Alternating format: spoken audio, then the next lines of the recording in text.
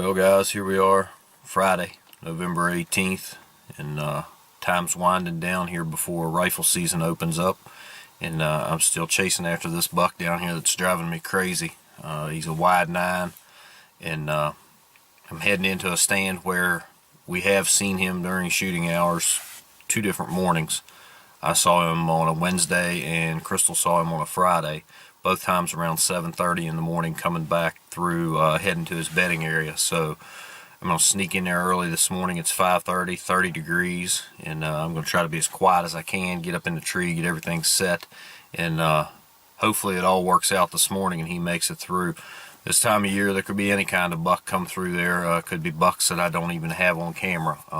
I know there are nice bucks in this area down here, so we're going to get in that stand, and hopefully it all works out this morning. So you guys come along, and next time you see me, it'll be live from the stand.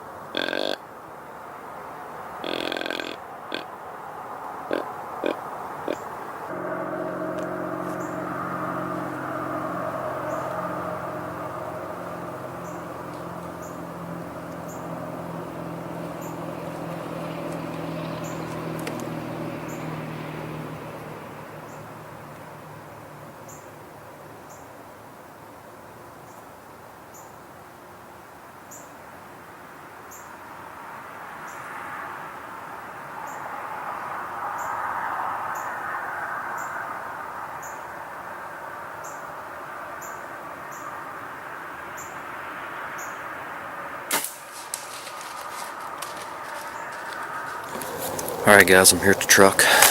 It's 12 o'clock. It's been 4.5 hours. By the time I get back into the tree, it'll be close to 5 hours that I've given this deer a chance to expire. So I'll pick back up once we get to the base of the tree, once I get out a little further than that where the shot was, if I can find some blood.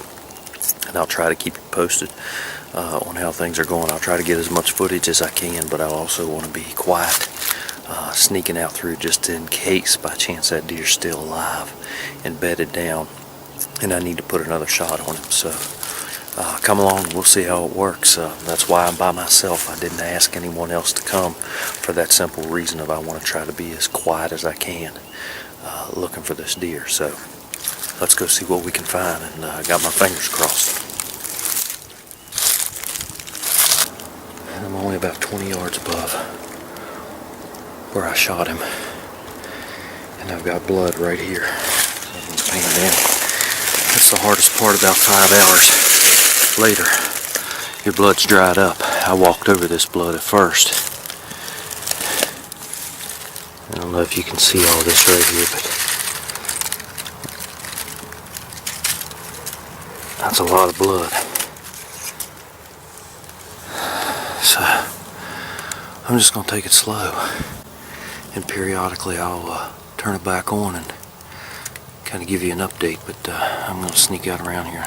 I hope to God he's laying out here, but time will tell, so you guys hang tight. Guys, I've trailed about 80 yards so far and still have not recovered my arrow, and minimal blood. It's find a drop here, find a drop there, so I'm starting to get a little sick on my stomach thinking about it, but I'm not going to quit. I'm going to keep going around here, and hopefully he opens up. Either that arrow falls out or he bumps it on something that causes it to grind a little more, and I can find a better blood trail, but I'll keep you posted. Well,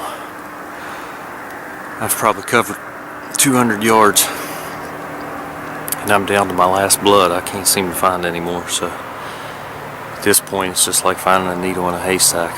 I'm starting to think that it wasn't a lethal shot, which just I'm at a loss for words, honestly. But I'm going to keep looking, and maybe I'll stumble upon him, or at least find my arrow. I have not found my arrow yet, so I'm going to keep looking. Well guys, I'm probably 400 yards in, and quite honestly I had just given up.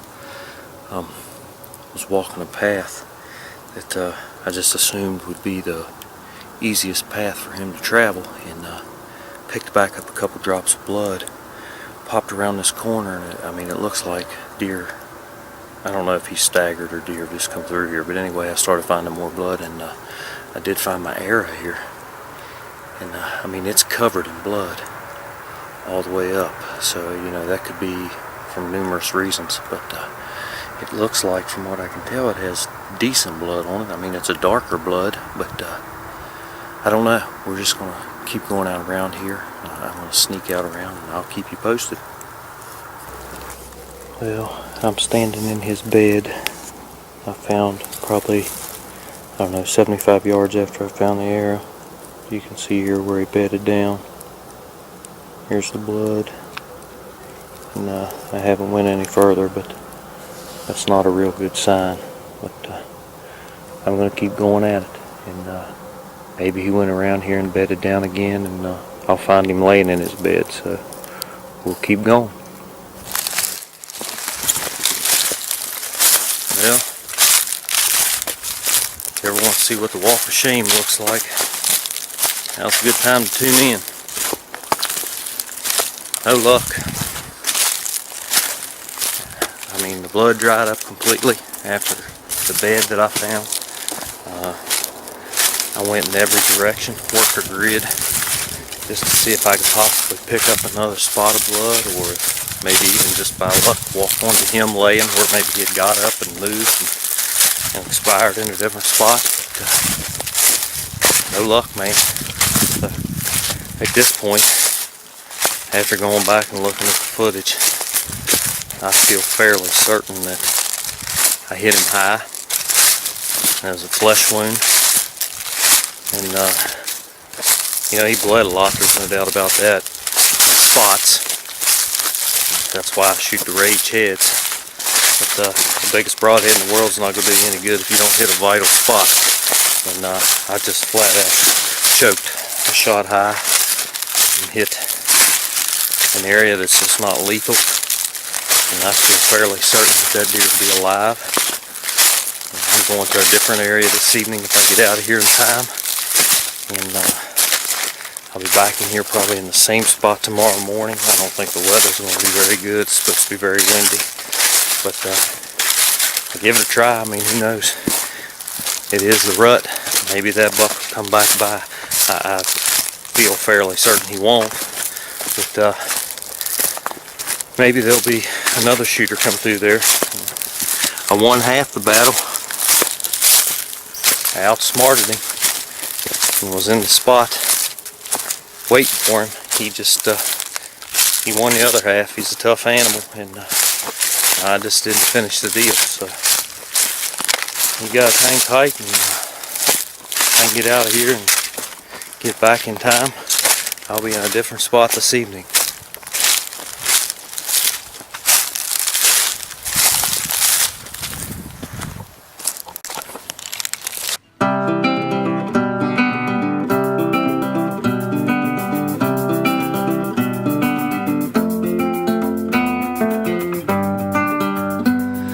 Summertime just comes around once a year, boy. Summertime just comes around once a year.